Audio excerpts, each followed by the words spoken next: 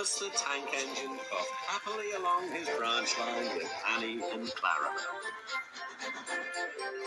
The Fat Controller was waiting on the platform. He looked at his watch. Well done, Thomas. You are right on time and really reliable. Thank you, sir, whistled Thomas.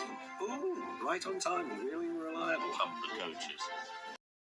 But the big engines were not feeling cheerful at all. Where's Percy? Mumbled Henry. He's supposed to fetch our coaches. We get no rest, complained James.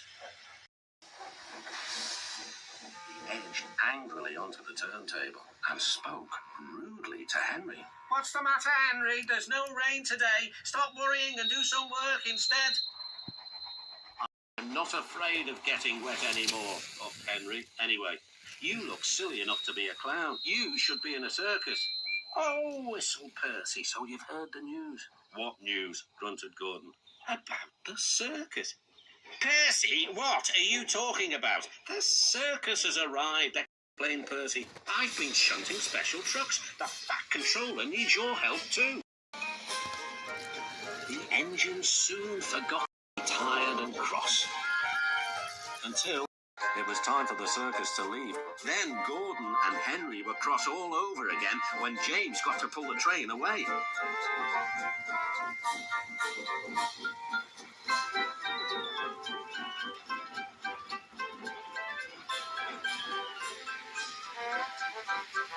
A little later, the Fat Controller returned. Come along, Henry. A tunnel is blocked down the line. You must take some workmen to investigate.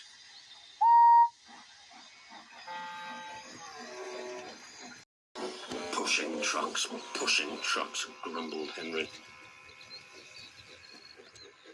They stopped outside the tunnel. The workmen went inside. It was very dark and quiet, but not for long. Help! Shouted the workmen, and they ran out. He started to dig at the block, but it grunted and moved, one said. Rubbish, said the foreman. It's not rubbish, it's big and alive. We're not going in there again. Right, said the foreman. I'll ride in the truck and Henry shall push it out. Wheesh, said Henry unhappily. He had been shut in the tunnel for being afraid of the rain, but this was worse. Something big and alive was inside. Beep, beep. I don't want to go in. Neither do I, said his driver. But we must clear the line. Oh dear, puffed Henry.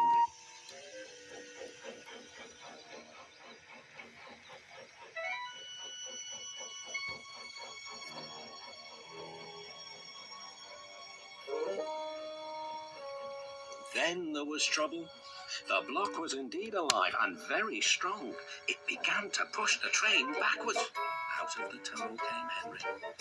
Then the trucks, and last of all, a large cross elephant.